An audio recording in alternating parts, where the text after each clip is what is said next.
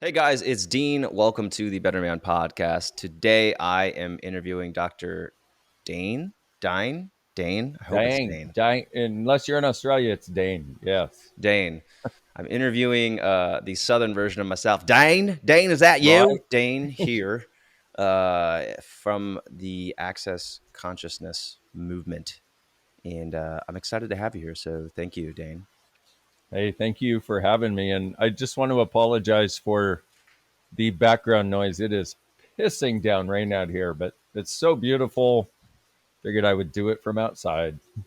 Yeah, if you're not watching the video version, you can do that on the YouTube channel, on the Better Man Podcast YouTube channel, or in the members area / app for Manful Yoga. But yeah, he's got a really cool background. It's way better than mine, and I'm kind of jealous. So yeah, enjoy the soft rain in the background as we do this interview. Yes. So I usually like to start these talking about how I know the guest. So this is actually the first time that Dane and I have had a conversation. Um, I get a lot of solicitations for the podcast in my inbox, probably anywhere from 3 to 4, sometimes even 5 a day, and I usually just delete them all. And I got one from Dane, and I looked at his website, and I was like, "Oh wow, this guy's legit." And if you look at if you look at the title, Access Consciousness, and if you look at some of what Dane does, and you haven't ever been in that world, or if you haven't been to expose the ideas yet, it's sometimes hard to conceptualize how this is relevant to you.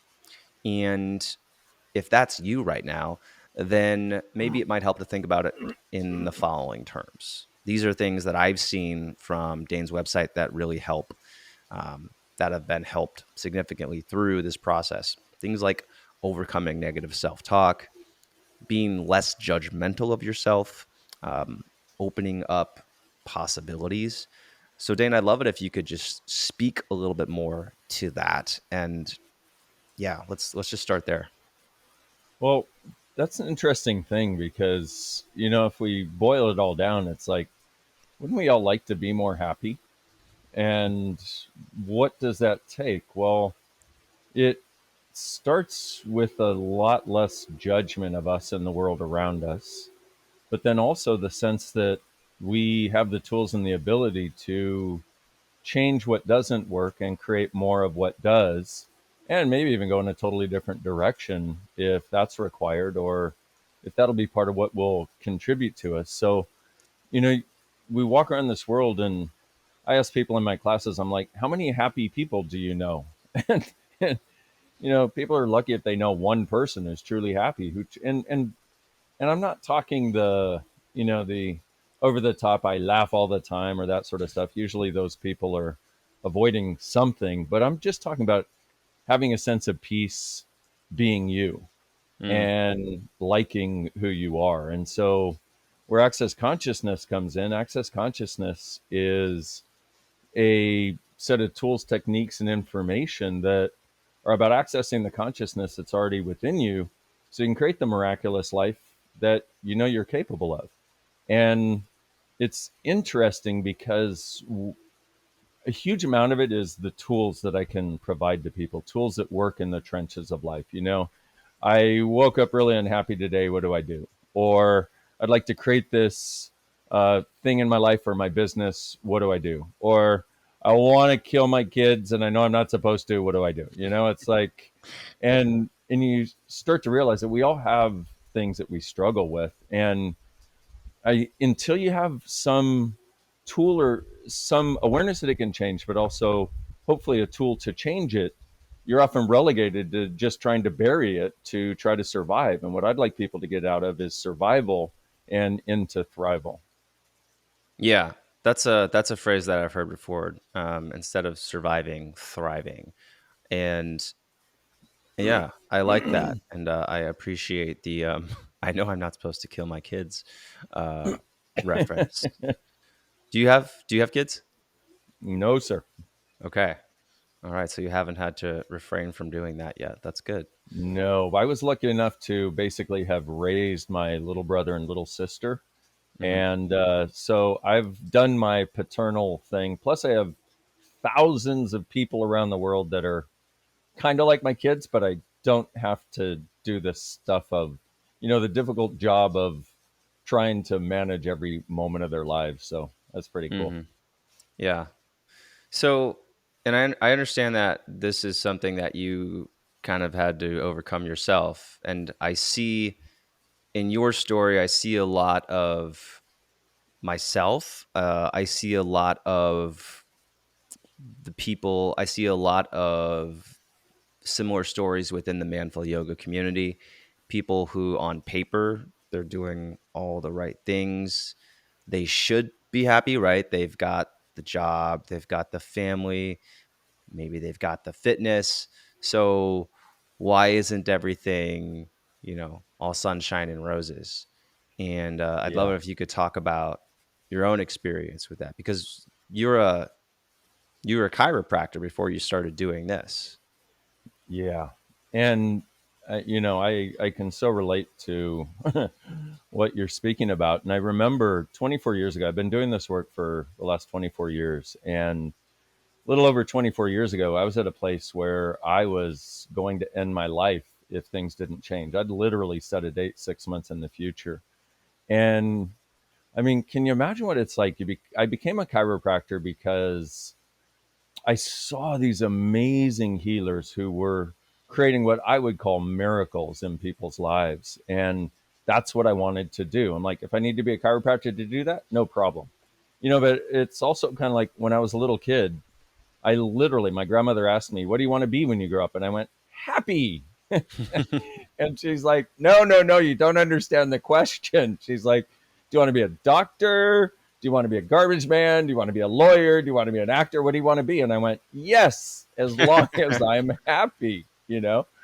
And she said again, "You don't understand the question." And even as a little kid, I was like, "I don't think I'm the one who doesn't understand the question here." Mm, But I went to chiropractic school. I put in the work, I put in the effort, graduated with honors, and so I was like, cool. Now I get to go do this in the world and start my life. And yet, every structure I was building my life on seemed like it was trapping me. So my practice and even the rent and the building and leasing and also my relationship at the time. It's like I was with somebody that I thought was perfect for me. By the way, whenever you decide somebody is perfect, please undo that at your earliest opportunity, because what happens is whenever you come up with a conclusion, a decision, or a judgment about something, good or bad, nothing that doesn't match that can come into your awareness. So I decided this person was perfect, but there was a constant state of judgment in me going on that I wasn't enough. And that was coming from my mhm. relationship. And well, amongst other places, my relationship and myself. Um, Please know I'm not trying to place any blame. And so the result of that was I had woken up and been unhappy for the better part of 3 years. And here I was, I had put in the work to do what I thought would accomplish my dream. And felt like I was further away from it than ever. And money was stressing me out. My relationship was stressing me out. But what was stressing me out the most was this thing I was carrying around with me of this constant state of self-judgment. Mm, Well, I got to a point one day, and I'm somebody who's a seeker, probably like a lot of people listening to this. And so, what does a seeker do? Well, they know there's something else possible. So they go seek it. And one of the things I was doing was weekend workshops on personal development, on money and finances, on business, spirituality. I was doing everything I could find. And what would happen is I'd go to this weekend workshop, and if it was a good one, by sort of the second day of the workshop, I'd start feeling good. And by the end, I'm like, yay, I finally found it. And what was I looking for? The same thing I was looking for as a little kid. I just wanted to be happy. And so I'm like, yay, I finally found it. And by Wednesday of the following week, it felt like it all went away and the universe crashed in on my head again. And it was literally a Wednesday where, and this was spiritual Dain, who didn't have any other tools, because the workshops I would go to, the tools didn't seem to work in the trenches of life. They were great while you were there. They were transformative while you were there. But then when your same thing comes up about stress about money, your same thing comes up about the stress in your relationship where you feel like you're not giving enough, you're not being enough, you're not doing enough. What do? Well, I didn't have the tools. And so it was literally a Wednesday, a little over 24 years ago. Sorry, I keep hitting my table where I'm at a resort I'm half owner of here in Costa Rica. And this is why my background, this is why I wanted to be outside, because inside is not nearly as nice. But then I do things like move my table. So I apologize. Um, and so it was a Wednesday, and I literally woke up and I was so depressed. I just wanted to end my life. And I said, Universe, you have 6 months. Either I actually get to be happy or I am out of here. And there was a relief that came over my world. Now, I hope none of you listening are there. I just want you to know, if you are, number one, you're not wrong. Number two, it's not your fault. Number three, there is definitely a way to change it. And that sense of thriving is actually possible no matter what you think right now. Hey, So, Dane, yeah. before you go on here, I'm curious because as someone who does a lot of self development work, I don't I'm curious, what do you think? You mentioned this and you said that the tools didn't seem to work in real life, but I'm wondering if you can go a little bit deeper into that and explain to me why you think that, despite being exposed to all these ideas, these other tools, these strategies, why wasn't it clicking for you? And maybe some other people can understand some of the warning signs of if that's not working for them too. Well, I think the warning signs. So let me go about it a slightly different way because the well, okay, sorry, my ADHD is kicking in, so as it does. um, so first, what the and by the way, I was also reading all kinds of books on personal development and that sort of thing too simultaneously. And what all of this showed me is that happiness should be possible, lightness should be possible, and I would experience it for moments, sometimes hours, sometimes up to a day or maybe two if I was having a really great run. And yet something would inevitably come up in my real life experience that would take me from a sense of space into and the way it felt was like I would have a sense of space, and then one little pebble would come in, one little tiny black hole would come in, and it would sit there and I'd be like, okay, cool.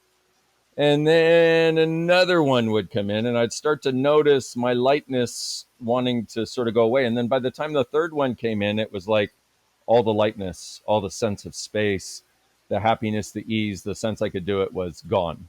And, Mm. I can look at a lot of reasons for that, childhood and et cetera, et cetera. But and so in that moment where this thing came in, and what's a thing that comes in? Well, you wake up and your girlfriend's having a bad day, so she's cranky with you as though it's your fault. Okay, Mm. what do I do about that? And I had a lot of spiritual glowing, I will be love. Well, that's a great idea if you're feeling really loving, but if not, how do I go from I want to kill you to and I've said I want to kill you twice. I probably should make a caveat. I've never actually killed anyone, nor have I ever truly had the desire. I'm just sort of bringing it up because people don't talk on that level. Mhm. People, especially if they're, trying to, well, let's just say people don't tend to talk on that vulnerable level of the intensity of what we experience. And Mhm. so how do you go from this upset to a different sense of something being available? And I didn't have the tools. The only tools I had were basically, I know it shouldn't be this way, so it should be different. So let me just focus on the lightness. But that didn't work because the lighter I got, the people that were in a heavy place got heavier. And Mm. so I didn't know what to do. So you were And I think part of, really easily affected by your surroundings. So you could practice the positivity on your own, but then when you got around other people and you had to experience their negativity, you couldn't handle it yourself. well, yes, and I want to absolutely yes. And even in my own head, many times there was so much self judgment that I didn't look at what I was creating as a gift, and I didn't look at myself as a gift. I always looked at what am I doing wrong? I'm not doing enough. I'm not being enough. Mm. And so, and what I've noticed is it's the sensitive people in the world that seem to have this more than anything else. But also, those are the ones that would tend to do some form of personal development. But also, the sensitive people of the world have these amazing gifts. They're often brilliant at business, brilliant at law, brilliant at healing, brilliant in expanding possibilities for people and creation. And it goes along with this other element in which being around others and dealing, and it's not just being around others, it's a huge amount of self-talk also, but being around others activates it even more dynamically. And I actually see, the thing is I didn't know what to do about it. And we have this tool in access consciousness. Well, let me continue from a different realm. So with that, I got to a place where I was like, I'm out of here. Universe, you have 6 months. Either my life changes or I'm done. Hmm. A week later, I came across an ad in the little paper in Santa Barbara where I was living at the time, the independent paper, and it said, Access consciousness. All of life comes to me with ease and joy and glory. And I just wanted to kill whoever put that in the paper.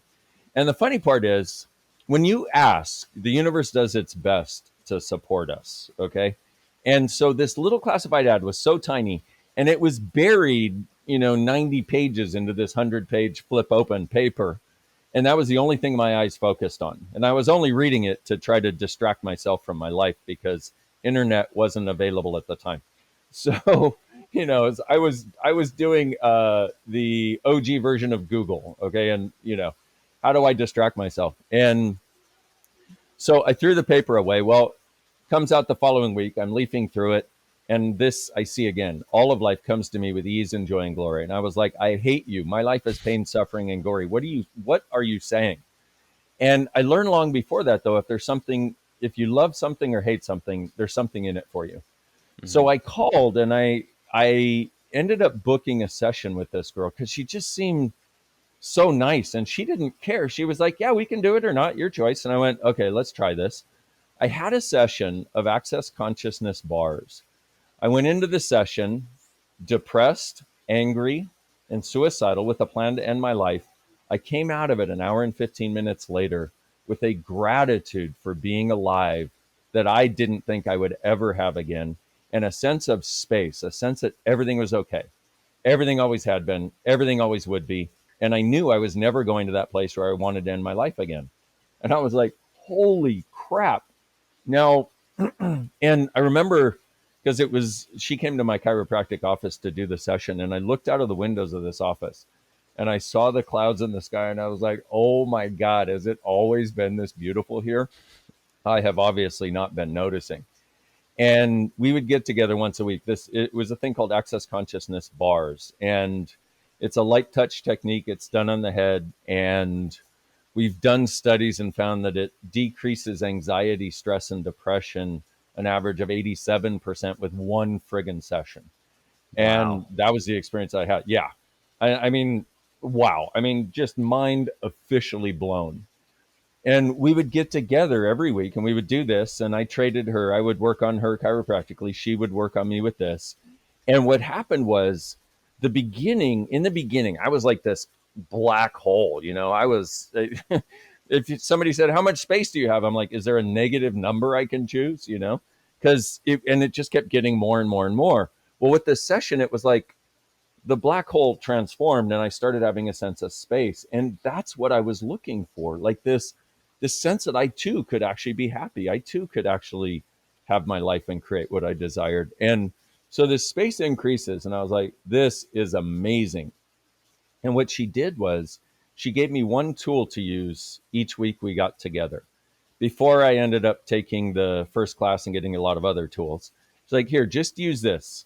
Because what I said to her, I said, look, every time I've ever done one of these things where I think everything is going to finally work, the universe caves back in on my head, and I feel even worse than I did before because now I'm judging. I had it, and now I lost it. And she said, I totally get it. I've experienced the same thing. She's like, for this first week, she's like, ask this, who does this belong to? And I was like, what? And she wrote it down in her very peculiar handwriting on a little yellow sticky note. She said, look, one of the things that we found is that a lot of the stuff that's going through your head is stuff you're aware of from other people. In fact, we go so far to say is 98% of your thoughts, feelings, and emotions are not even sourced from you. You're just so aware. And that taps into that sensitivity that I was talking about. And I went, okay, so you're saying when I'm afraid, ask who does this belong to? Yep. When I'm angry, ask who does this belong to? Yep. When I feel like I can't do it, ask who does this belong to? Yep. She said, for every thought, feeling, and emotion, every judgment, or every stuck energy, if you will, she's like, ask who does this belong to? She said, and if you'll do it for 3 days, what you'll notice at the end of 3 days is you actually have space in your head. And I went, wow, that sounds awesome. So the way it works is if you're in the middle of fear and you go, who does this belong to? Or is this mine? If the fear lightens up or lessens at all, it's not yours. You're picking it up from somebody around you. And the thing is, we're like big, all of us, whether you think you're sensitive or not. And one of the things I found is the people that think they don't get energy, quote unquote, or always feel like they're the redheaded stepchild of any spiritual community or personal development thing that they do, those people at some earlier point are usually people who perceived so dynamically that it seemed painful, Mm. kind of like the place that I was in. And what do you do with that? Once again, if you don't have the tools, if you're aware of mommy being angry, daddy being abusing, or you're aware of, it's not that level, but you're aware of all their sadness and their financial troubles, well, what do you do? One thing is to put up some walls around you to try to survive, right? And Mhm. so without just this one awareness, if everybody listening, if you get nothing else out of this awareness can start to be really helpful, because what it also acknowledges is that our awareness is energetic. It's like if you've ever been in a relationship and oh my God, I need to call them. Well, how do you know that? Because you're aware of the energy they're broadcasting. How have you ever been around happy people? You notice you get happier. If you hang around sad people, you notice you get sadder. Or if we look back to the glorious years of 2020, 2021, how much terror, how much separation, how much loneliness did we perceive? And there's a huge difference between perceiving and having, but how much of that did we feel inundated with, because you had 8 billion people who were aligning and agreeing that the world is going to hell in a handbasket, and we can pick it up. So if you ask, who does this belong to, or is it mine? What happens is it can actually lighten up. And if it lightens up, that's your awareness. It's not yours. What do you do then? Return it to sender. Because if it's not yours, you're not the source of it. So you can't change it. So in a very real sense, we're walking around with our worldview colored by this fear that that I grew up with about this, and dad's anger and separation and mom's wanting to heal it. And in a very real sense, we start duplicating that at a very young age, and then we just keep doing it because nobody's ever given us the information. And that's just one tool out of thousands that we have in access consciousness. Can I speak to that? My own. Please. So, so what I'm hearing is, so I love that this idea or this question of who does this belong to, and what's resonating with me or what I'm thinking of when I hear that is if you have self judgment, if you're experiencing some sort of self judgment, you listen to that voice, and instead of saying like, "Oh, this is my voice," you think, "Whose voice is this really?" And then you think, "Oh, this is my dad talking to me," or like, "Oh, this is my mom talking to me," or this is, you know, this is this is what I think my wife is saying to me, or something like that. So I like that. I like that. I just like that concept and being able to. I don't know. I don't think you're supposed to actually return it to sender. I don't think you're supposed to text your dad and say like, "Hey, you're telling me right now that I'm not being responsible enough," and I just wanted to say I don't appreciate that. because then he would probably just have to send it to his dad. So, Yeah, true story. Yes, and then this is, I love it. yeah, the other thing that I was, you keep on saying sense of space, and I'm wondering if you can just elaborate on that a little bit more. I want to be able to empathize and be able to understand that on a deeper level, because Thank you. it's just not clicking for me. So I'd love it if you Yeah, could go a little thank you for deeper. that. When you've been doing something for over 2 decades, it's like there's certain things you just, let's Yeah. talk about, and so thank you for asking that. And so, have you ever just felt great about being you and didn't have a problem, didn't worry about the future, didn't think about or worry about the past? No, not in 10 years. That's exactly my brother. I hear you. I like, by the way, that Dean and Dane are having an interview. I think there's just something poetic in that. Yeah. Um, okay, so that's what I'm actually talking about, and I understand not having it. And my journey over the last 24 years is a journey of having more and more and more of that, more and more and more of my life. And also, I want to make a huge caveat here. Okay.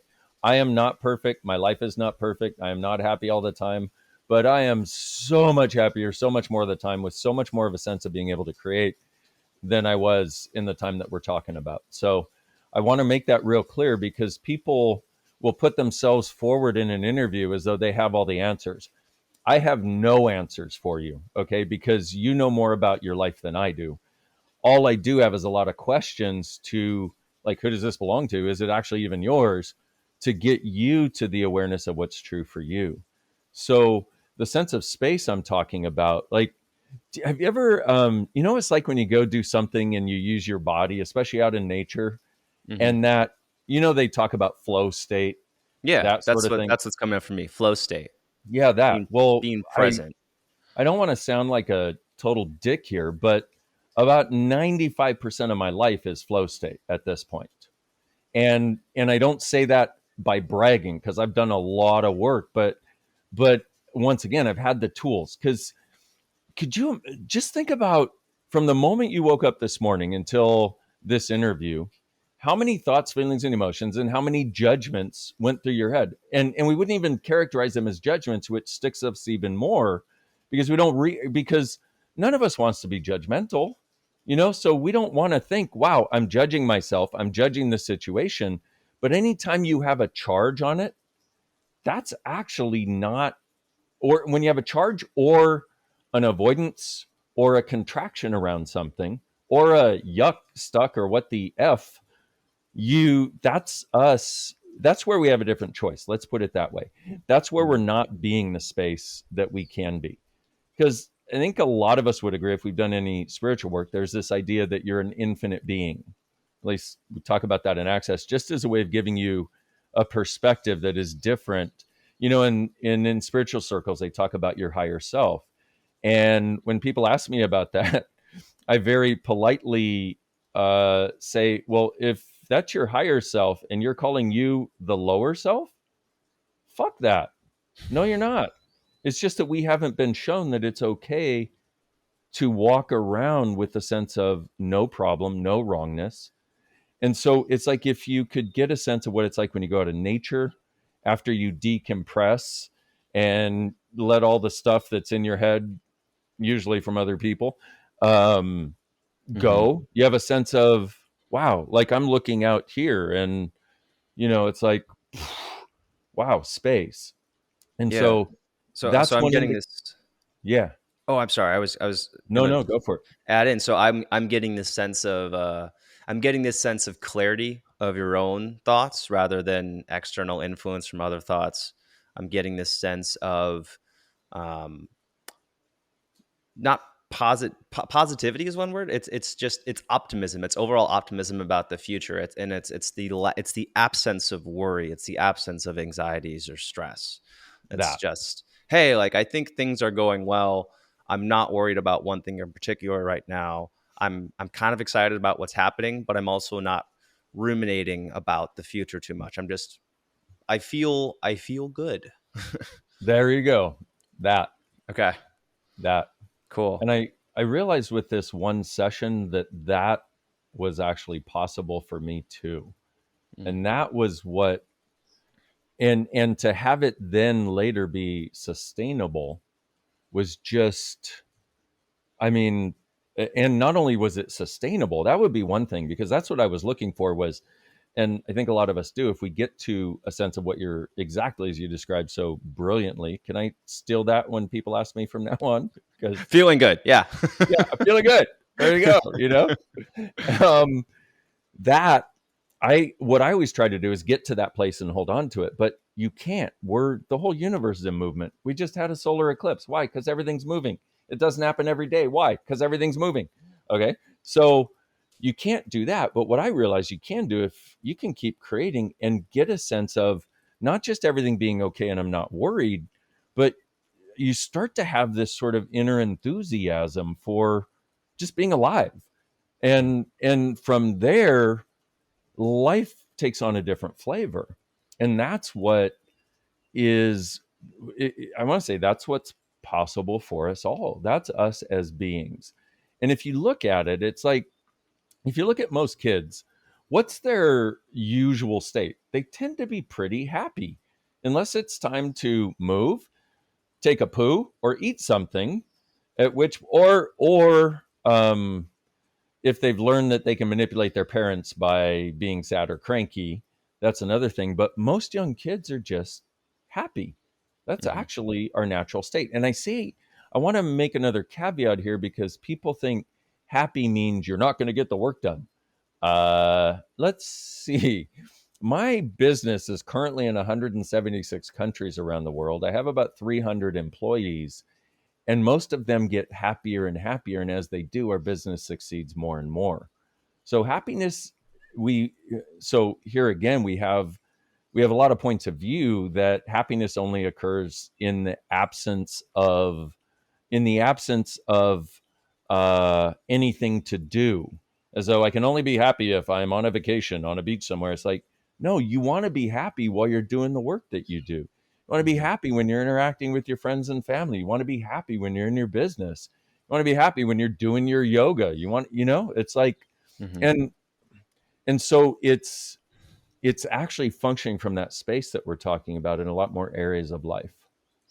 Yeah. So I think there's an idea that, or I think a lot of people who have gotten successful, let's say it not I'm not going to say your level of success, but I think people who have attained some modest level of success, I think a lot of people have gotten there through the mean coach, right? Yeah. Like you've got like someone who's like you're shaming yourself into doing the things that you need to do, and that works to a certain point until it doesn't. So I think for a lot of people, the only experience they have of being able to succeed is being hard on themselves, is using this this negative self talk to shame themselves into doing things. So So true. I think yeah, that's what's coming up for me. And then I want to just go back to one thing that you said before, that it's the overly sensitive people, the ones who say they aren't emotional, who are probably the most emotional, but because something happened to them that was so painful that they had to put up walls in order to prevent themselves from experiencing that emotion. They're just not aware of it at all. So they actually are really emotional, but they've decided subconsciously. They didn't make the decision consciously. Something happened, and their brain said, "Okay, we're not going to experience this." So they're not open to being able to experience that. And I can think of lots of people who are like that in my own life. And Yeah. I used to think I was like that. I grew up in this family where I remember writing an email to my mom, saying like, "Yeah, I know I need to work on being more emotional." She's like, "We don't do that in this family." I'm like, "Oh, okay." And so there's a good example. And I used to think like people who did things like affirmations and journaling and meditation. I'm like, why do you need all that? Just like go be, you know, go get it done, or like go get the stuff done. And Yeah. and then I thought, wow, how much easier would it be though if you used all these tools that make it easier instead of Yeah. not using them? that was a bit of a tangent, but I just thought it prudent to mention the overly sensitive people situation. Well, and I what I've learned is nothing is actually a tangent. There's a spark there that's like, hey, this will contribute to somebody. Especially in this venue, in this, and so when you because when you talk about like, hey, we don't do that in this family. That's one of the other things that occurred for a lot of sensitive people is they came into families where it's like, hey, we don't do that. And what do? You learn to follow the structure of family. And so what's interesting is, like you were saying, the go get her done. Here's the other interesting part is when you said, the mean coach, that is so what so many people have. But if they're able to get her done, and I live in Texas now, so get her done, get her done makes sense to me. Right. Um, but so if you look at that and they're able, let's say from their point of view, or ours, looking from the outside, whatever, they're able to do it because of this self-talk of judgment, and they need to be perfect to perform whatever. Well, look at this. The bottom line is they're capable of getting her done. Let's just look at that. So now, if we could combine it with a sense of joy along the way, dude, what else is possible? And I Mm. see people trying to cut off one element so they can have the other, but that's the antithesis of how we can function. Oops, how we can function if we choose. And Hmm. so the if we can recognize, because we're so conditioned to put everything in a box so that we can reject it, so that we don't have to change. We're so conditioned to do self judgment and judgment of everything that we hear, especially in the world we live in right now. And if we didn't have to put us in those boxes anymore, what capacities do we have to get her done? And then if we look at the uber sensitive people, they tend to not want to do things like business or creation in a certain way because they're more interested in being touchy feely with the universe. And but even underneath that, if they can acknowledge it, there's a capacity to do things in their way that are brilliant and creative. And so, to the extent that we can take ourselves out of the box that we and others have put ourselves in, we start to explore that the fundamental quality of being alive can be so beautiful for us as we embrace more of what's actually true for us. And that's so in access consciousness, we have a definition of consciousness, which is where everything exists and nothing is judged. And if we could be that way with ourselves, not judge us when we're having a bad day, not judge us because we can't create this, not judge us because it seems like there's so much stuff in my head, I don't know what to do with it. By the way, ask who does this belong to and is it mine? We even have a free app for who does this belong to, by the way. Okay. Totally free. Um, and, but Is if it to called the Who extent, Does This Belong To? pretty clever Okay. marketing geniuses over here, brother. Yeah, it's access consciousness. Who does this belong to? And but to the extent that we can embrace rather than reject, we start to see life through a different lens, a lens that actually creates a place where you like waking up in your life. You like the person looking back at you in the mirror. Hmm. So tell me how someone goes from, you know, let's assume that people don't buy it. Let's assume that people are looking, and I'm not saying they shouldn't.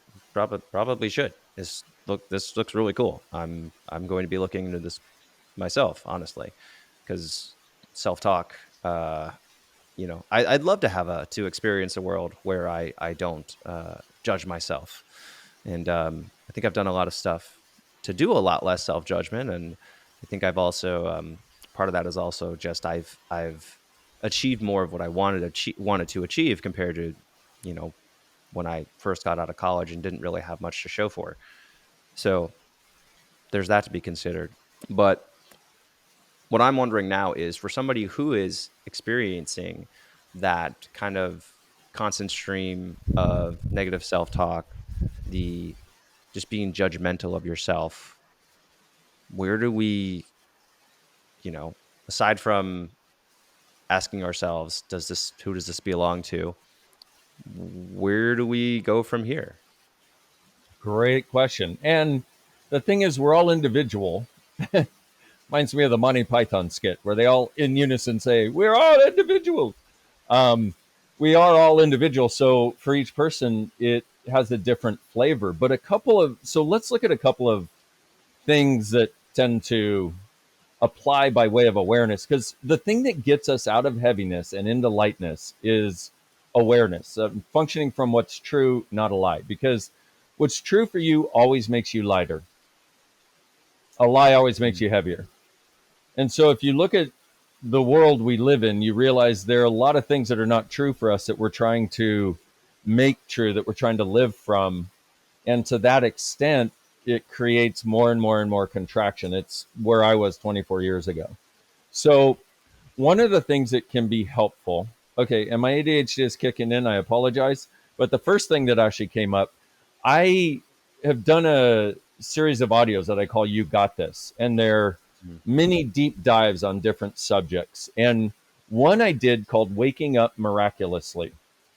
And that is a gift available to everybody. If you go to my website, um, that's a gift that's available to everybody. That would actually be one of the places I would start And because what's the in that website? you're drdainheer.com Okay. and you go to the shop and it should be prominently displayed. If you go to the shop and then uh, look under the You Got This audios, I know that sounds so. We'll find We it. have a We'll put a link for link it, in. but I can't remember it. But that's my gift to you and the world. As is this Who Does This Belong To app? Because I want the world. I'd like to live in a happy world. I don't have too big a target. It's just I want to create a happy world. That's all. No big deal. Yeah. So, and I have a sense of what it can actually take, like what we can, that there are ways of actually creating this. So, but that will give you a sense of several different things and several different tools, including the Who Does This Belong To, including another thing we have called the clearing statement. And by the way, I don't think access is the answer for anybody. Okay. I don't care what you do. I would just love it if you would have the happiness you desire. Okay. So I want to be very clear on that. So back to your question, I apologize again for my ADHD. Um, but one of the things that I would be asking also is who am I being and when did I learn this? Like, how old was I when I learned this? Mm. And that I learned this way of being because we as kids don't come in that way. We learn it primarily from our parents and everybody else around us, especially in our living situation. And so, and I want to also say that none of this is about making anybody else wrong. They're not wrong. You're not wrong. This is just what we've learned to do. So it's not about blaming them as the source for the problem. You're the one who chose to do it, no matter how young you were. But one of the questions that can be helpful is who am I being here? Like when you notice yourself, like when I was going into the depression and the suicidal thoughts that I had for years, I wish I had somebody say, who are you being? Because I would have been, oh, I'm being my dad. I'm being my mom. I'm being my stepmother. I'm being my grandmother. Holy wow. Because what happens is because what's true makes you lighter, just going and until you get to that pop of what's true, you're going down this road believing this is you, which is a fundamental lie. When you buy something that's not you, like let's say mom's depression, if you happen to have that, what'll happen is you make it even more intense than the person you bought it from. And now you're living, and now there's also a lie, and lies are always heavy. What's true is always light. So now there's a lie continuously that it's yours. There's a lie that you don't know what to do to change it. And so you just get heavier and heavier. Whereas if you go, who does this belong to? Is this mine? And who am I being? You go, whoa. And if you are at all willing to look at your childhood And so one of the questions I ask people is, what percentage of who, what, where, when, why, and how you think you are did you buy from your mother before the age of 2, before you could even talk?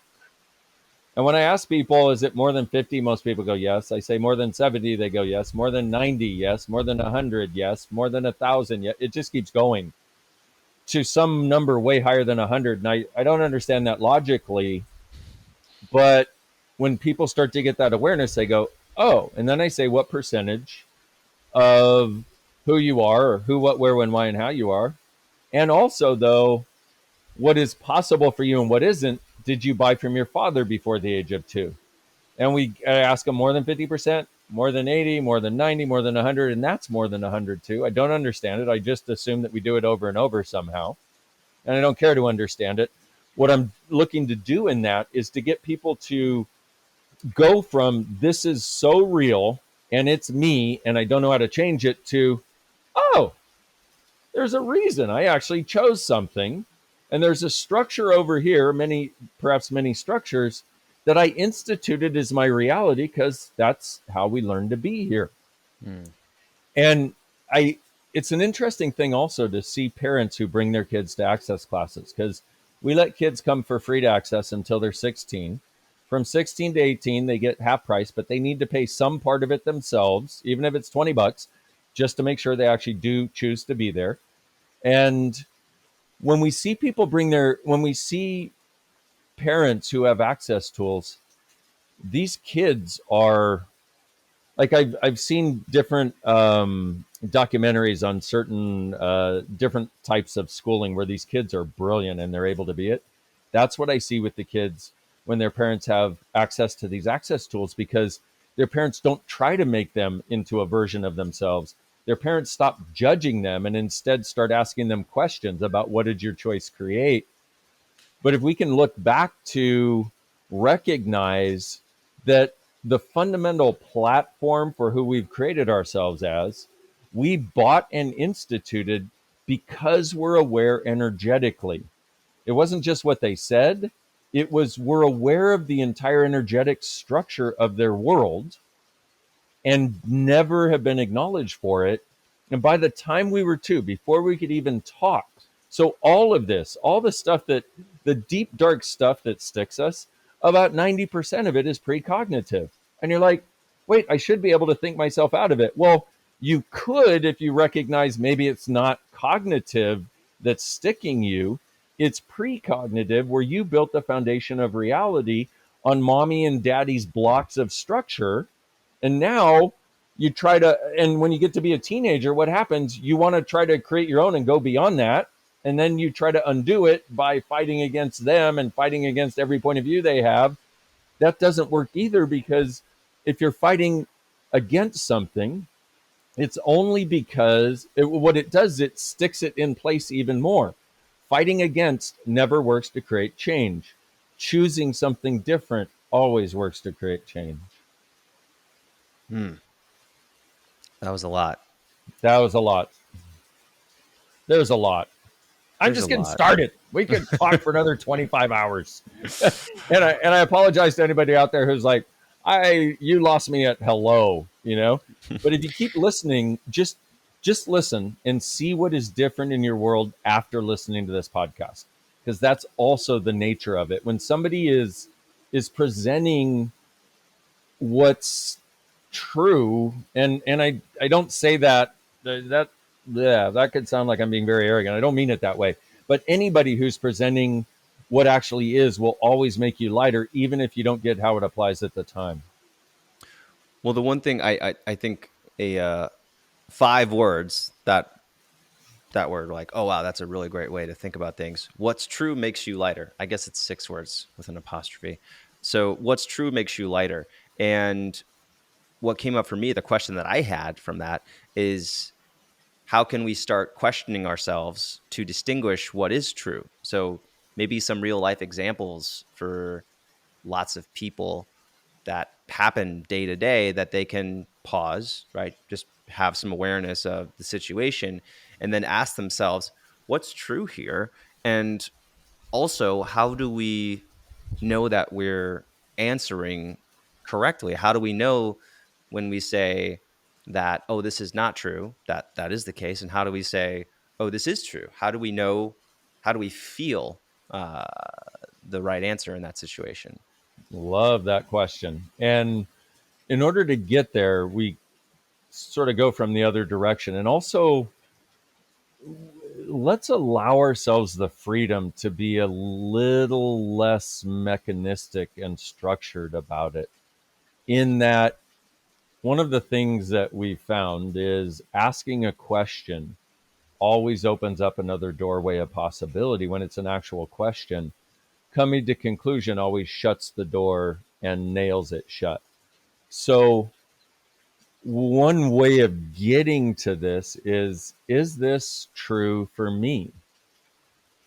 And so, because if we ask what is true, what we're going to gravitate toward is what we've done our whole lives, the judgment and structure system that we've used that is creating the lives we currently have.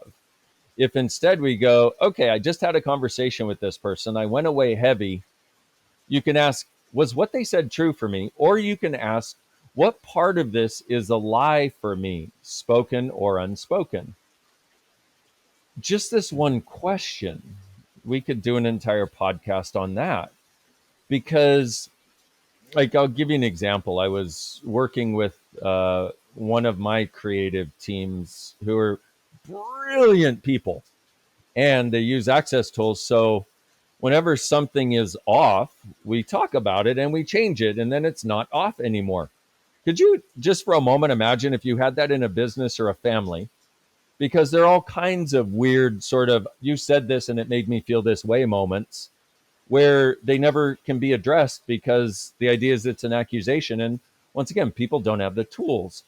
So I said something, and one of these brilliant ladies, we were on a Zoom, and she said, um, can I can I ask for your help, please? Will you help me, please? And the answer to that question is always yes, because I know somebody's going to ask for contribution that will make everything greater for them, but also for the business. It's a win-win always. Consciousness is always a win-win for everybody. Okay, more consciousness, more awareness, and another we have a definition of consciousness, if you will, once again, which is where everything exists and nothing is judged. Which means this person says, can you help me, please? From no judgment. And also, I don't do judgment. Instead, I go to question. I say, yes, and what's going on? Okay, so rather than having to shut any door, I'm asking for more awareness, more information. And she said, well, when you said that, I got a bit heavy. And I was talking about us creating something. She said, when you said that, I got a bit heavy. I went, cool. What was it? At what moment did you go from, hey, this is great to, and she's like, I got really heavy. I'm not sure what that was. And I said, at what moment did you do it? And she walked me through the conversation. And at that very moment where it contracted, I went, oh, let me ask you a question. This point of view that was the contraction, is it even yours? And she went, oh my God, no, I didn't even think to ask that. And by the way, this is not the only tool. I'm just referring to it since we've referred to it, so you can have a real world example of how it works. And she said, oh my God, no. And I went, cool. I said, so this creation we're talking about, is it bigger than you were comfortable with? And she went, that's an interesting question. It's not bigger than I'm comfortable with. It was definitely bigger than the people I grew up with would be comfortable with. And basically, I just reverted to that because here's this energy. Here's this thing being presented. And I just went to the automatic response. I just went into basically automatic response of what my family would do, specifically my mom. And I went, oh, cool. So can we change that now? And we did this thing we have called a clearing statement, which is amazing. Probably too far to go into here, and we did. And I'm like, how is it now? She's like, oh my God, I'm on. Let's go. Now, and this is why I talked at the very beginning from having the tools in the trenches of life to change it, because if you can acknowledge those things in the moment, and you don't have to be able to change it in the moment. That's not necessarily the thing. It's helpful if you can, but if you can just acknowledge, okay, we were walking through this and I got heavy, and you can acknowledge, at least I know that's where the lie is, and it doesn't follow you forward into the rest of your life. Hmm. And so it becomes this thing where you start to get more and more and more present, because you no longer avoid when heaviness comes up. You no longer avoid a difficult interaction with a difficult person. Instead, you're willing to be there and go, well, if it's heavy, it's a lie. I may not be able to address it with them, but at least in my own world, I know, so I don't have to carry this with me any longer. And so to be able to change these things in the moment, could you imagine if every business on the planet and every family could actually, and don't, I'm not delusional enough to think that they would want to, but could you just imagine a world in which nobody was wrong for what came up, could acknowledge it, and be facilitated to change it? Different world, different business, which is why our business keeps growing and grew even through COVID, because we function from this place in our business. Hmm. So now I want to go. So now I'm thinking, so what do you do when you realize that something is heavy, but it contradicts something that you thought was one of your values or something that you're very attached to? That's a great question. So, first, you want to ask, is this actually my values? Or have I bought these values from someone else? And you can see that what you start to realize is, even some of what we think are most fundamentally held points of view about the nature of us and right and wrong, good and bad, are things that we adopted from the people around us and structured into existence so we could maintain harmony. And I have to say again, they're not wrong. You're not wrong. But so if you have something, that's where that's where the fun part of the work, if you will, comes in. Because when you get when you when you have that sense of something you thought was a fundamental point of view, every time you go to it, you get heavy. It's like, okay, there's some lie here. What's the lie, spoken or unspoken? Mm. And then the first place I would go is this actually mine? Is it my fundamental structure of reality? Because here's the weird part is, you may have 99% of that as your actual point of view. And if you, and I know I'm being theoretical, so if you have any example, I'm happy to explore that. I just can't think of one right now. So Um, I'm going back to thinking about, I'm going back to thinking about a guy who has bought into traditional values of society. Let's say he's got, hey, I've got like a good job, I've got the family, um, you know, I'm in relatively good shape. Like, what's missing here? Why am I not happy yet? And mm, my thought is, in that situation, if you were to look at the things that you were doing, if you were looking at your job and realizing that you're sacrificing time with your family and time for yourself because you're trying to make more money, or you are, I think that's I think that's one that I think most men can yeah, can relate to. And so that's kind yeah. of the situation that I'm thinking of when I'm thinking about this. So there's a couple things, and in order to actually get there, we've got to go on a bit of a further exploration. In that, see, if you never get clear on what you truly desire, it's going to be difficult to see if what you're creating right now matches it. And that, for me, also is one of the things that was really sticking me 24 years ago, because like a lot of us, I was sold the idea, okay, if you go to school and you do well, which I did, and you will get out and do something that will make you happy and make you a lot of money, and your life will work. That was basically my life education. And like it was for a lot of us, right? Yeah. Except I got to a place where nothing in my life was making me happy, and the only point of view I had was, what am I doing wrong? I must just not be able to do this as well as other people. Mm. So there's a larger conversation to be had to actually answer the question. And And yet, one place we could start is write down all the areas of life that you can think of. Or maybe what might be easier is take these 6 areas: money and business, relationship and sex, body and, well, maybe 7 areas: body, living space, and geography. Okay. So, money and business, relationship and sex, uh, body and living space, and geography. And rate each of those areas just to get a sense of, like, how happy am I? 0 to 10, 10 being over the moon. How happy am I generally with this? And just get a sense of which of those areas you seem like you're doing pretty well in and which of those areas you're not. And then you could ask yourself, what has to change here? What would have to change for this to work for me? Now, that's a very simple question.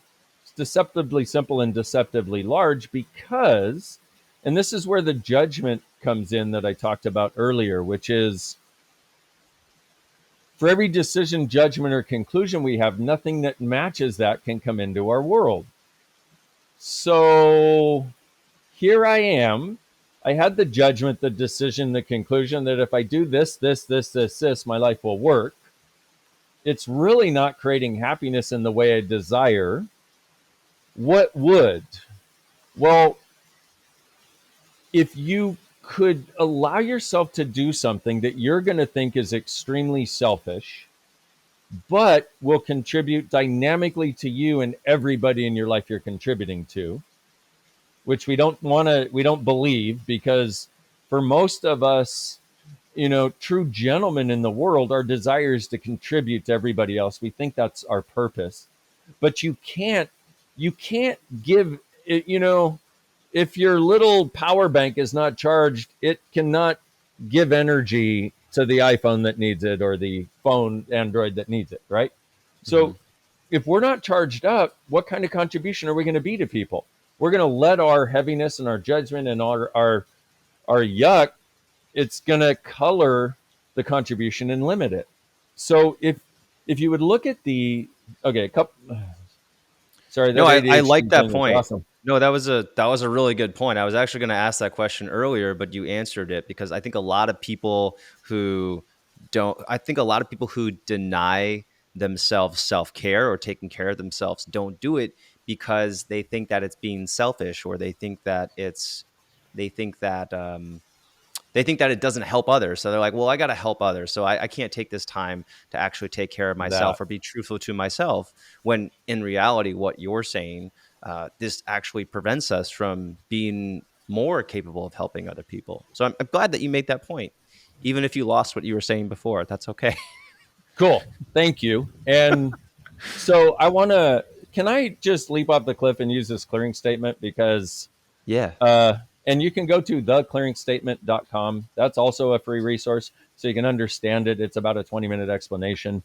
But so let's address this, because for me, it's one thing to be interviewed and talk about concepts, which are great, but it's like, I would like to give you what you need to change this shit, you know? Hmm.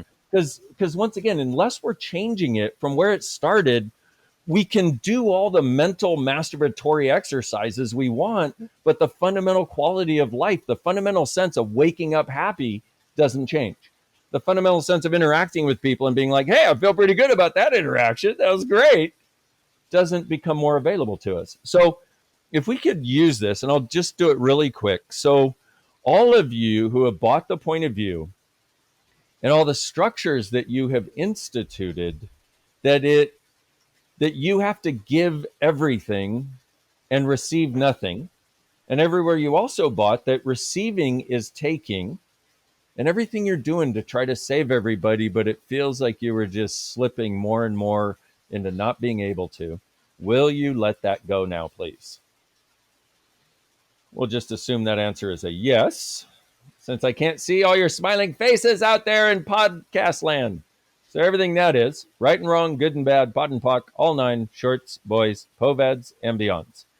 And I know it sounds like gobbledygook, but if we just look at the pock and the pod in the middle, it's about going back to the point of creation of creating that limited point of view, whether it was today, last week, or when you were a little kid, or if you believe in past lifetimes, you could assume it goes there too. This is using the consciousness of us on our behalf. And you can use this thing to change any fixed point of view you have. Anytime it gets heavy, you could just go, everything Dain said. Or I'm willing to change this, POC and POD, which is the short form, POC and POD. And I know for some people, like we said, a lot of people just have been, lost me at hello, which is totally okay. But and so I'm willing to leap further off the cliff into a place where you're like, who is this guy? What the heck is he talking about? No problem. But I'd like you to know this is there, because if you start instituting it, rather than having difficulties pile up, you'll undo the difficulty in the moment. And what'll start to happen is you'll then undo the past difficulties as you move through your life, and you'll start to get lighter and lighter and lighter, like we were talking about. So How long does the querying statement exercise take to do? that half a second. That okay. I was gonna say, if you want to do it, if you want to use a real life example, you can do it on me, or we Okay, can. cool. Well, can I, and I need to go in about 10 minutes. Okay, Sorry. that's okay. Um, I have an Timelines are estate a thing. planning meeting. So just in case I die, I want all this to be taken care of.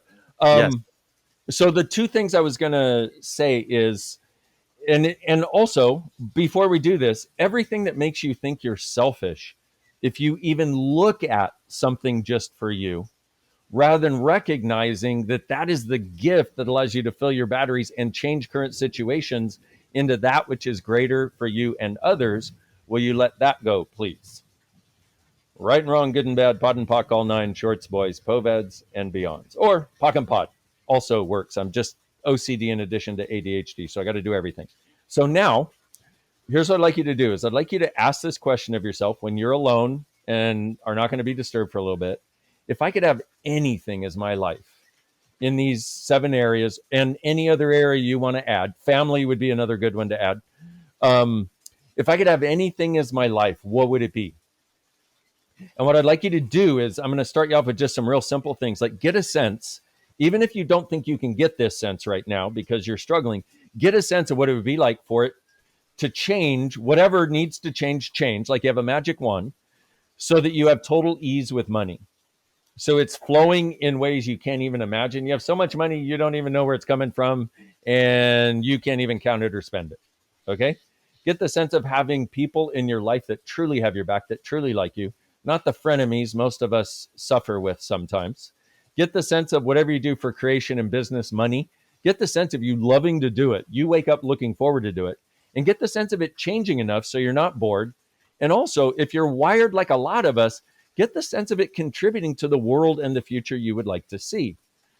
Get the sense of being able to be the contribution to people because you have the energy. Get the sense of your body actually feeling good. And rather than waking up and doing a litany of judgment on your body, it becomes part of this sense of everything is cool.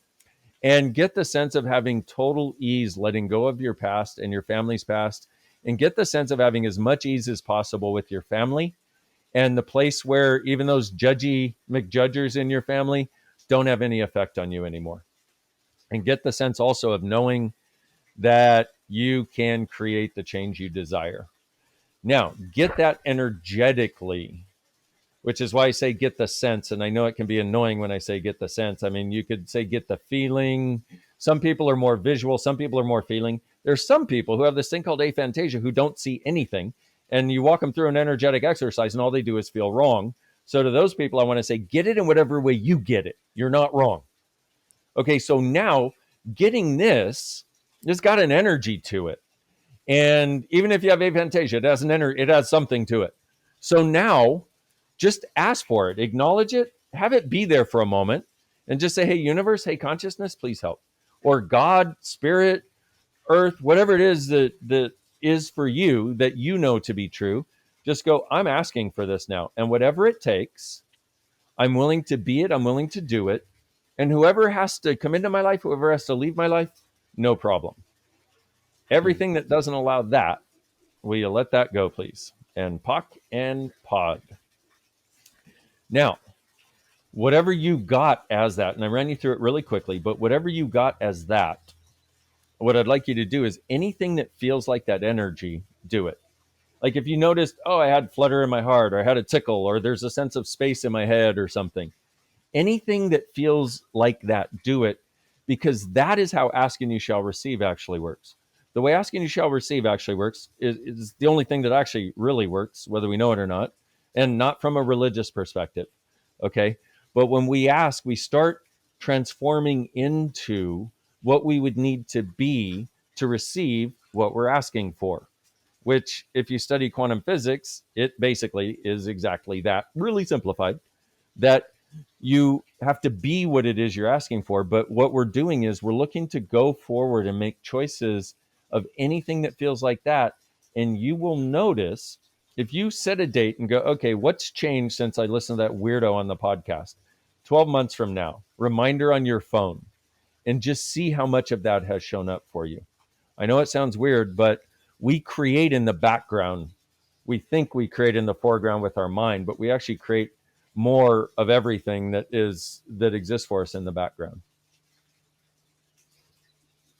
Okay, I'm letting all of this synthesize, and I don't want to summarize it and create a conclusion because that would be against what you've told me to do during this podcast multiple times. Well, But what I am getting a sense of is visualizing what you want your life to look like, asking the universe for that, being also saying I'm willing to let things go that I might be attached to in order to get that, and putting that and being able to, in one word, embody what that feels like and putting that into your subconscious so that it stays there and that your brain kind of in the background is working on that. that your brain and your being. And I apologize if anybody is watching, and I hopefully will cut me out of this part of the video. I don't know how is it too. I'm emailing the person to try to get us some more time here. Oh, I'm gonna no, that's okay. I am going Okay, to. cool. You just have to. Can you come back Oh, later? I'd love Do to. do a second podcast. Okay, Oh, cool. absolutely. Be my All honor right, and pleasure. that'd be awesome because I wanna talk with you more, and and yeah, I do have five quick questions though, and they'll Yes. take a short time. So I don't want you to. I don't want the people who should get your stuff to not get it. What do you Thank think you. is first question? What do you think is one habit, belief, or mindset that has helped you the most in terms of your overall happiness? Wow. I'm going to say stepping into the awareness that I'm not wrong. And number two, we are capable of anything. And we includes me, finally. Mm. All right. What's one thing you do for your health that you think is overlooked or undervalued by others? Oh, um, I say no. Mm. Yes. Well, I'm saying yes to that. um, what's the most important activity you regularly do for your overall stress management? Bars. That thing Bars. that I had that saved my life 24 years ago. Yeah. That Okay. by far that. Is And that running. everywhere? Is that like a widespread thing? Yeah. Yeah. If Okay. you go to, yeah, you can, I think it's bars.accessconsciousness.com. We have practitioners and facilitators all around the world.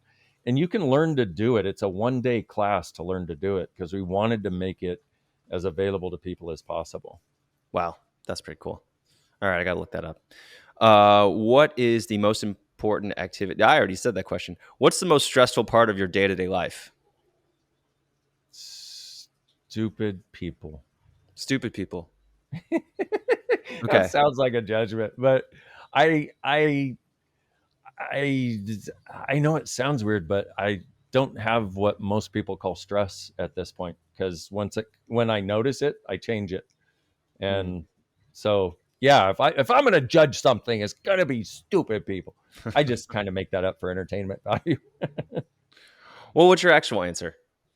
I don't. I I don't. I Okay. I literally don't. And I want to say it would be one thing if I were the only one that has this in my sphere of people that do this access consciousness stuff. But if you ask anybody who's been doing it a while, they will say it practically doesn't exist. And also, if there is a thing, it's the stress of, like, this place is a resort that's on, this side is 110 acres, on the park side it's another 1,000 acres, or hectares actually. And building this place has been, being able to be across all of the moving elements and parts, is, if I had something called stress, it would be that. And then also keeping the financial end of things, making sure that everything is continuously working. If I had stress, that would be that too. But I don't stress about it. I just look for what needs to change so it works better. Hmm. Okay. What do you think is the biggest challenge facing men and their well-being right now? Oh, goodness. Number one, self-judgment. But Mm-hmm. number two, the underlying idea that men are somehow wrong for being men. I Mm. wrote a book called Return of the Gentleman, and my target with that book was to get men to actually embrace the strengths that we have and actually like being us again, but not like so much of what is out there. I was not excluding women and excluding femininity. I was including women and including femininity. And we have to recognize we live in a world in which, the old philosophical question applies. If a tree falls in the forest and no one is around, is the man still wrong? You know? And the answer, of course, is yes, but we're not. And there's a strength to us and a power and a potency to us that when we get out of self judgment, we have a different choice. And I need to address this just a moment further, which is that so many of us have so much caring for the women in our lives. And what occurred during the Me Too movement really started a man bashing movement along with it that is so inappropriate, because those of us listening to this podcast, we're more angry at what the Me Too assholes did because it was done in our name. And it was as though this is men. No, this is not men. This is abusive assholes. Okay. Mm-hmm. And by the way, as a little kid, I was physically, sexually, and emotionally abused by women. Okay. They literally beat my little naked body with belts. So when people tell me that men are abusive, I'm like, this is not about male and female. This is not about men and women. This is about those of us who know something different is possible, stepping up to the plate to invite all the others of us who know something is possible to get out of self judgment and recognize you are a gift exactly as you are. That gift just grows when you get out of the judgment of you. And I thank you for being a man on this planet at this time. And I thank you for listening to this podcast. You're a friggin' gift. And I'm sorry if you have not been told enough lately. Wow.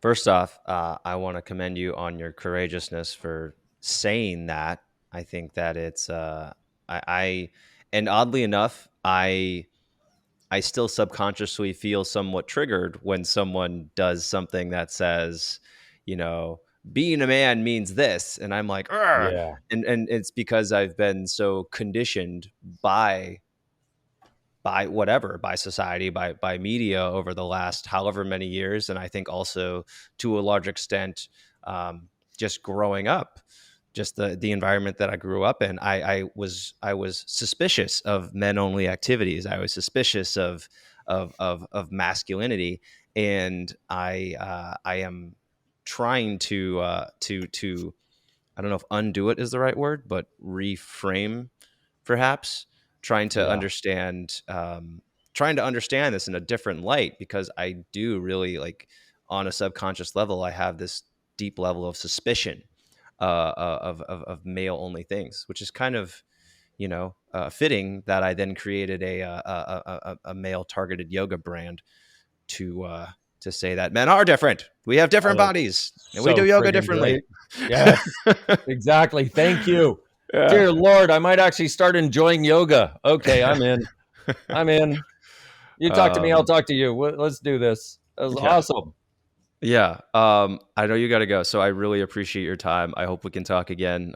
Really enjoyed this. I'm going to put all the links for everything that we talked about in the show notes. Is there anything else that you want to mention?